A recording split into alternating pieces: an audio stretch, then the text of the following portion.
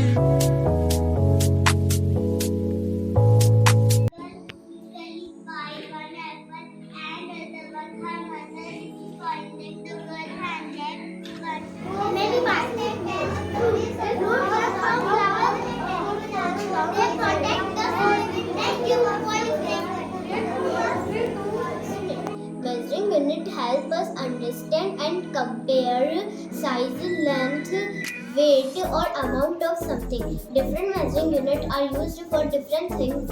They make it easier to representing a part of a whole. It has two parts. The top number is called numerator, which tells us how many.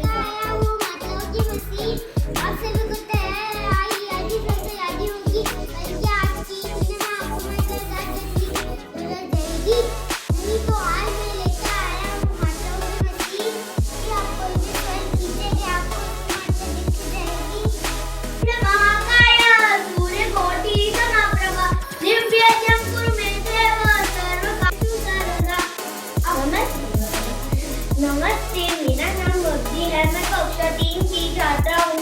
मेरे विद्यालय के